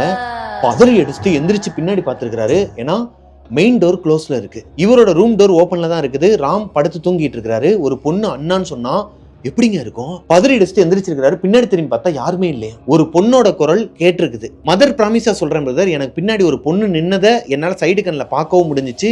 அதே நேரத்துல அண்ணான்னு சொல்லி கூப்பிட்டதை என்னால கேட்கவும் முடிஞ்சிச்சு. எந்திரிச்சு பார்த்தா அந்த இடத்துல யாருமே இல்ல. எனக்கு உடம்புலாம் ஒரு மாதிரி புல்லரிச்சு போய் எனக்கு நைட்டு முழுக்க நான் தூங்கவே இல்லை. அடுத்த நாள் காலையில அவருக்கு தெளிஞ்சதுக்கு அப்புறமா 2 பேருமே கிளினிக்கு போயிட்டு சரியான சண்டையாங்க. இங்க இருந்து போகும்போதே சண்டையாம். டேய், நீ ஒரு நல்ல டாக்டரை பாரு, நீ ஏதோ மென்டல் ஹெல்த் உனக்கு சரியில்லைன்னு நினைக்கிறேன்னு சொல்லிட்டு சொல்லும் போது ராம் சண்டை போட்டுருக்காரு. என்னடா சொல்ற, நான் என்னடா பண்ணேன், குடிச்சிட்டு எதனா பேசியிருப்பேன்டா, நீ ஏன்டா இப்படிலாம் பேசுற, என் ஆள் இன்னைக்கு வருவா கிளினிக்கு, நான் அவகிட்ட சொல்றேன், நீ பேசு அவகிட்ட, மென்டல் கிண்டல்லாம் சொல்லிட்டு இருக்காது அவகிட்ட அப்படிங்கிற மாதிரிலாம் சொல்லும்போது இவருக்கே ஒரு மாதிரி கில்ட்டியா இருக்குது. ஒருவேளை அவன் சொல்ற மாதிரி குடிச்சிட்டு போதையில அவன் ஆளு கூட பேசுறேன்னு சொல்லிட்டு அவனா கற்பனை பண்ணிட்டு தனியா பேசிட்டு இருந்தானா, இல்ல உண்மையாவே இவன் மனநல பாதிக்கப்பட்டவன் தானா? சரி விடு, இன்னைக்கு அவன் ஆள் தான் வரும்னு சொல்றான்ல, ஈவினிங்கா ஒரு 6 மணிக்கு மேல வர சொல்லி இருக்கிறான்ல, அங்க பேசினதுக்கு அப்புறமா நம்ம என்ன ஏதுன்னு பாத்துக்கலாம்னு விட்டுறாரு. கிளினிக்ல அன்னைக்கு முழுக்க மைண்டு ஃபுல்லா அவர் ஆளு யாரு, அவங்கள நம்ம பார்க்கணும், முதல்ல பேசணும், இவன் யாருங்கிறத தெரிஞ்சுக்கணுங்கிறதுல தான் இவரோட மைண்டு ஃபுல்லாக இருந்திருக்குதுங்க கவினுக்கு. ஈவினிங் 6 மணி ஆகுது. அவர் சொன்ன மாதிரியே அந்த ரூமுக்கு வர சொல்கிறாரு. உள்ளே போய் பார்த்தா ஒரு பொண்ணு உட்காந்துருக்குதுங்க. கான்ஃபரன்ஸ் ஹாலில் தான் உட்காந்து பேசுகிறாங்க. நான் சொன்னேன் இல்லையா, ரெஸ்ட் ரூம் போயிட்டு வெளியே வரும்போது ஒரு பொண்ணு சண்டை போட்டுட்டு இருந்தாங்க, அந்த ரூமில் அவங்களோட ஷேடோ கூட தெரிஞ்சதுன்னு. அந்த ரூமில் தான் இப்போ பேசுகிற கூப்பிட்டுருக்கிறாரு ராம், அவங்க ஆளை கூப்பிட்டுட்டு. இவரும் உள்ளே போகிறாரு கவின். உள்ளே போய் உட்கார்ந்ததுக்கப்புறமா இப்போதான் ஒரு மைண்ட் செட்டுக்கே வராரு. அப்பாடா, இவன் மென்டல் கிடையாது, நல்ல மைண்ட் இருக்கிறவன் தான், ஏதோ குடிச்சிட்டு தான் உளறிட்டான் போலன்னு சொல்லிட்டு அங்கே உட்காரும்போது அவருக்கு ஒரு ஷாக்குங்க. அந்த பொண்ணு இவர் லவ் பண்ணுற பொண்ணு கிடையாது, ராம் லவ் பண்ண பொண்ணோட ஃப்ரெண்டு. அந்த பொண்ணு தான் இப்போ இந்த கிளினிக்கு வந்திருக்குது. என்னன்னா, ஆரம்பத்துலேருந்து இந்த ஸ்டோரியை நீங்கள் கவனிச்சிருந்தீங்கன்னா உங்களுக்கு தெரிஞ்சிருக்கும், அண்ணா நகரில் இவர் வீடு எடுத்ததுக்கு அப்புறமா தான் இவர் கூட ஃப்ரெண்டே இருக்கிறாரு ராம். இவரோட வீட்டுக்கு வந்துடுறாரு. பிஜியை கேன்சல் பண்ணிட்டு இவரோட வீட்டுக்கே வந்துடுறாரு. எனக்கு இந்த ஏரியா ரொம்ப பிடிச்சிருக்குன்னு சொல்லிட்டு ராம் கவின் கிட்ட பெர்மிஷன் வாங்கிட்டு அவரோட வீட்டுக்கு வந்துடுறாரு. நைட் ரைட்லாம் போகும்போது அந்த முச்சந்தியை தான் பார்த்துட்டு போவாராம். இந்த முச்சந்திக்கு பக்கத்துலேயே ஒரு வீடு இருக்குமா, பங்களா மாதிரி ஒரு தனி வீடு. அந்த வீடை பார்த்துட்டு போவாராம். ராமும் சித்ராங்கிற பொண்ணும் லவ் பண்ணியிருக்கிறாங்க ஒரு 1.5 வருஷத்துக்கு முன்னாடி. ஒரு ஆக்சிடென்ட்ல அந்த பொண்ணு சித்ரா இறந்துடுறாங்க. இறந்த விஷயமே இவருக்கு 2 நாளுக்கு அப்புறம் தான் தெரியுமா ராம்க்கு. அவங்க ஃப்ரெண்ட்ஸ் எல்லாம் சேர்ந்து சொல்லும் போது ஏதோ பிராங்க் பண்றாங்கன்னு நினைச்சிட்டு தான் இருந்திருக்கிறாரு. அவங்க வீட்டுல பார்க்கும்போது தான் அவருக்கு மனசே உடைஞ்சு போய் அவராகவே இல்லை. கிட்டத்தட்ட ஒரு 6 மாசமாவே குடிபோதைக்குள்ள போயிருக்கிறாரு. அவர் அதுல இருந்து வெளியே கொண்டு வந்ததே அவங்களோட ஃப்ரெண்ட்ஸ் தான். யாரு இப்போ வந்திருக்கிறாங்க இல்லையா, ஒரு பொண்ணு, அவங்களும் இன்னொரு 4 பசங்க இருக்கிறாங்களாம். இவங்க எல்லாரும் சேர்ந்து தான் அவர் அந்த போதையில இருந்து வெளியே கொண்டு வந்திருக்காங்க. ராம சைக்காட்டிஸ்ட் கிட்ட எல்லாம் கூட்டு போயிட்டு அவருக்கு கொஞ்சம் ட்ரீட்மெண்ட்டும் கொடுத்து அவரை கொஞ்சம் நார்மல் ஸ்டேஜுக்கு கொண்டு வந்திருக்காங்க. அதுக்கப்புறமா இப்போ ஒரு 6 மாசமாவே ஒரு நார்மல் ஸ்டேஜில் தாங்க இருந்திருக்கிறாரு. ஆனால் அடிக்கடி அந்த முச்சந்திக்கு அவங்க லவ்வரை போய் பார்க்குறதே அந்த முச்சந்தியில் தான். அந்த இடத்துல தான் பைக்கை நிப்பாட்டிட்டு 2 பேரும் பேசுவாங்களாம். ஒரு மரம் இருக்குமா, வேப்ப மரம், அதுக்கு நடுவில் கொஞ்சம் இடம் இருக்குமா, அங்கே நின்று தான் பேசுறது. ஒரு நாள் இந்த சித்ராவோட அப்பா எதர்ச்சியாக வெளியே வரும்போது, கார் எடுத்துகிட்டு வெளியே வரும்போது இவரை பார்த்துருக்கிறாரு ராம. அந்த முச்சந்தியில் நின்று யாருக்கிட்டே பேசுகிற மாதிரி தனியாக பேசிகிட்டு இருந்திருக்கிறாரு. அப்போ தான் இந்த பொண்ணுக்கு ஃபோன் போட்டு, என்னப்பா அந்த பையன் அந்த மாதிரி தனியாக நின்று பேசிகிட்டு இருக்கான், எதுவும் ப்ராப்ளமானு கேட்டிருக்கிறாரு. அந்த பொண்ணும் அந்த பசங்களும் மறுபடியும் பயந்து போய் ராம பார்க்கும்போது அவர் மறுபடியும் அவங்கள அங்கே பார்த்ததா சொல்லியிருக்கிறார். இந்த பொண்ணு இங்கே தான் இருக்கிறா, உங்களுக்குலாம் தெரியுதா இல்லையா, நான் மென்டல் கிடையாது, சைக்காட்டிஸ்ட்டுக்கிட்டையுமே சொல்லியிருக்கிறார், நான் மென்டல் கிடையாது, சித்ரா உயிரோட தான் இருக்கிறா, என்கிட்ட பேசிட்டு தான் இருக்கிறா, நாங்கள் 2 பேரும் கல்யாணம் பண்ணிக்க போகிறோம் சீக்கிரமாகவே அப்படிங்கிற மாதிரி சொல்லியிருக்கிறார். இந்த பொண்ணுக்கும் இந்த பசங்களுக்கும் ஒரு மாதிரி தூக்கி போட்டிருக்குதுங்க. என்னடா சொல்கிற, சித்ரா எப்படா உயிரோட இருப்பா, அவள் இறந்துட்டான்னு சொல்லி எவ்வளோ புரிய வச்சிருக்காங்க. இவர் கேட்குற மாதிரி இல்லையாங்க. அடுத்து நார்மலாக தான் பிஹேவ் பண்ணிட்டு இருக்கிறார். இவர் மற்றவங்க கிட்ட மென்டல் மாதிரிலாம் பிஹேவ் பண்ணல, நார்மலாக பேசுறது, நார்மலாக தான் பழகிட்டு இருக்கிறார். சித்ரா விஷயத்தில் மட்டும்தான் கொஞ்சம் இவங்களுக்கு பயமாக இருக்குது. நாளடைவில் அப்படியே விட்டுறாங்க. கவின் இந்த ஏரியாவில் தான் இருக்கிறாருங்கிறத தெரிஞ்சுக்கிட்ட ராம் கவின் கூட நல்லா பழக ஆரம்பிக்கிறாரு. கவின் இருக்கிற ஏரியாலேயே அவரும் பிஜியை விட்டுட்டு அந்த ஏரியாவில் ஒரு வீடு இருக்குன்னு சொல்லிட்டு வந்துடுறாரு. நைட்டு 12:30 மணிலேருந்து 1 மணிக்குள்ள இறங்கி போய் அவங்க ஆள் கூட பேசிட்டு இருந்திருக்கிறாரு. இது எல்லாத்தையுமே அந்த பொண்ணு மூலமா கவின் தெரிஞ்சுக்கிறாருங்க. இப்போ கவினுக்கு என்ன டவுட்னா, ஸ்டார்டிங்கில் அவரை காணும்னு சொல்லிட்டு எந்திரிச்சு வெளியே வரும்போது 2nd ஃப்ளோருக்கு லிஃப்ட் எதனால் போகணும், எல்லா சிசிடிவி ஃபுட்டேஜையும் எடுத்து பார்த்துருக்கிறாரு. யாருமே வரலை, அந்த அப்பார்ட்மெண்ட்டில் யாருமே லிஃப்ட்டை ப்ரெஸ் பண்ணல. எப்படி 2nd ஃப்ளோருக்கு அந்த லிஃப்ட் போயிருக்கும்? 2nd ஃப்ளோரில் இருக்கவங்க கிட்டே அந்த டேட்டை சொல்லி கேட்டிருக்கிறாரு. யாருமே வந்து நாங்கள் நைட் நேரம் அதுவும் 12:30 மணிக்கு மேலே நாங்கள் ஏன்பா வெளியே வர போகிறோம், எதுக்குப்பா லிஃப்ட்டை ஆப்ரேட் பண்ண போகிறோம் அப்படிங்கிற மாதிரி கேட்டிருக்கிறாங்க. மொட்டை மாடியிலேருந்து கவின் முதல்ல ராமை பார்க்கும்போது ஒரு பொண்ணை பார்த்துருக்கிறாரு ராம் கூட. அந்த பொண்ணு யாரு? அந்த பொண்ணும் கவினை பார்த்துருக்குது. அது போக 2வது நாள் இந்த மீன் தொட்டி கீழே வந்து உடஞ்சப்போ அதை எடுத்துட்டு இருக்கும்போது கிச்சன்ல ஒரு பொண்ணோட சத்தத்தை கேட்டிருக்கிறாரு. அந்த பொண்ணு யாரு? கவினுக்கு ஒரு மாதிரி ஈரக்குளம்லாம் நடுங்க ஆரம்பிச்சிருக்குதுங்க. ஃப்ரெண்டுன்னு சொல்லி கூப்பிட்டு வீட்டில் தங்க வச்சா, இவ்வளோ நாளாக நான் தனியாக தான் தங்கிட்டு இருந்தேன், அப்போ கூட எனக்கு பயம் வரல பிரதர். ஆனால் என் கூட துணைக்கு ஒருத்தன் வரான், என் ஃப்ரெண்டாக இருப்பானு சொல்லிட்டு வீட்டில் வச்சா அவனால் என்னோட தூக்கமே போச்சு அப்படிங்கிறாரு. இப்போ அந்த பொண்ணுக்கிட்ட கவின் கேட்குறாரு. சித்ராவோட ஃப்ரெண்டு இருக்காங்க இல்லையா, இறந்து போன பொண்ணோட ஃப்ரெண்டு, அவங்க கிட்ட கவின் கேட்குறாரு இந்த ரூமில் வச்சு, ஏமா இப்போது ஒரு 2 நாளைக்கு முன்னாடி நீ தான் இந்த ரூமில் வந்து நின்று இவங்கிட்ட பேசிகிட்டு இருந்தியா, அழுதுகிட்டே இருந்தானே இவன் கூட, நீ கூட இவனை சமாதானப்படுத்துறதுக்கு மேலே கை வச்சுலாம் பேசிகிட்டு இருந்தியா அப்படின்னு சொல்லி கேட்கும்போது, இல்லைண்ணா நான் இல்லை, அது நான் வரவே இல்லையே அப்படின்னு இருக்காங்க. வேறு யாராச்சும் கேர்ள் ஃப்ரெண்ட் இவனுக்கு, அதாவது உன்னை மாதிரி கேர்ள்ஸில் ஃப்ரெண்ட்ஸ் யாருனா இருக்கிறாங்களா அப்படின்னு கேட்கும்போது, இல்லை யாருமே கிடையாது ராமுக்கு, லவ்வரும் சரி கேர்ள் ஃப்ரெண்டும் சரி அது சித்ரா தான், அதுக்கப்புறமா தான் என்கிட்டே பேச ஆரம்பிச்சாரு அப்படிங்கிற மாதிரி சொல்கிறாங்க. அப்போது அன்னைக்கு அந்த ரூமில் வச்சு பார்த்த அந்த ஷேடோ யாரோடது? அழுதுகிட்டே ராம் வெளியே வரப்போ ராம் தான் உள்ளே நிற்கிறாங்கிறத தெரிஞ்சுக்கிறாரு. அப்போ அந்த இன்னொரு பொண்ணு யாரு? ராம் கிட்ட கேட்கும்போது, நான் தான் சொல்கிறேனே சித்ரா தான் வந்தா, சித்ரா கூட தான் சண்டை போட்டுட்டு இருந்தேன், உன் கண்ணுக்கு சித்ரா தெரியறாளடா கவின், நீ சொல்கிறா அப்படிங்கிற மாதிரி கேட்டிருக்கிறாரு. இந்த மாதிரி கை கால்லாம் நடுங்க ஆரம்பிச்சிருக்குதுங்க கவினுக்கு. கவினுமே அந்த பொண்ணுக்கிட்ட சொல்கிறாரு, ஆமாம்மா அவன் சொல்கிறது உண்மைதான், சித்ராவோட ஆத்மாவை நானும் பார்த்தேன், நான் வந்து மொட்டை மாடியில் நின்று பார்க்கும்போது அந்த பொண்ணோட உருவத்தை நான் பார்த்தேன், கிட்டக்க போகும்போது யாருமே இல்லை, என்னோட வீட்டில் கிச்சனில் பின்னாடி வந்து அண்ணான்னு சொல்லி அந்த பொண்ணு கூப்பிட்டுச்சு, அது போக அன்னைக்கு இந்த ரூமில் இப்போ நம்ம உட்காந்து பேசிகிட்டு இருக்க இதே ரூமில் அந்த பொண்ணோட ஷேடோவை நான் பார்த்தேன், எப்படி இது சாத்தியம்? ஒன்றுமே புரியலையாங்க. கவினோட சித்தப்பா சென்னையில் திருவள்ளூர் பகுதியில் இருக்கிறாராங்க. அவர்கிட்ட நடந்ததெல்லாம் சொல்லி எனக்கு பயமா இருக்கு சித்தப்பா, ஏன்னா அவங்க சித்தப்பாவுக்கு வந்து கல்யாணம் ஆகலை, அவருக்கு வந்து வயசாயிடுச்சு, இருந்தாலும் அவர் கல்யாணமே பண்ணிக்கல. அப்பேற்பட்ட மனுஷர் தனியாக தான் இருக்கிறாரு திருவள்ளூரில். இவர் வேலை பார்க்குறது இந்த பக்கம் அண்ணா நகருங்கிறனால இங்கே வந்து வீடு எடுத்து இருக்கிறாரு யாரு கவின். இப்போ பயந்துட்டு அவங்க சித்தப்பாவை வீட்டுக்கு கூப்பிட்டுருக்காரு.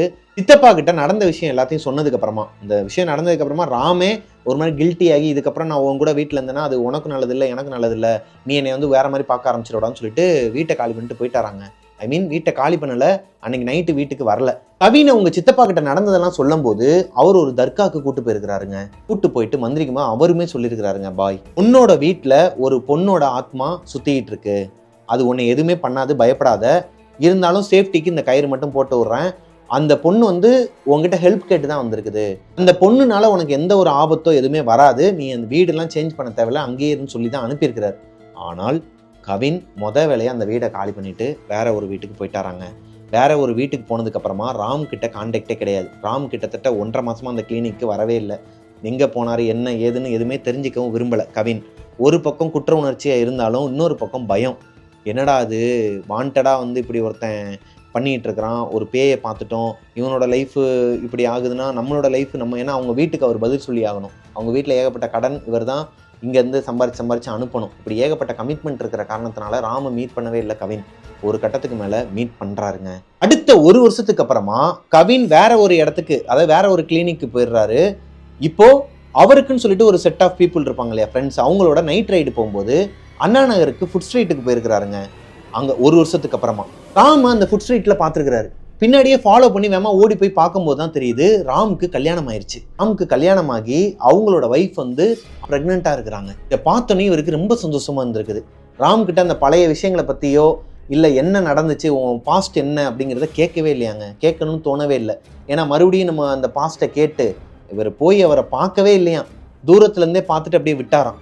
இவர் ராம் வந்து அவங்களோட ஒய்ஃபை கேர் பண்ணி கூட்டு போயிட்டு காரில் ஏற்றிட்டு அங்கேருந்து கிளம்புற வரைக்கும் தூரத்தில் நின்னே பார்த்துருக்கிறாரு கவின்.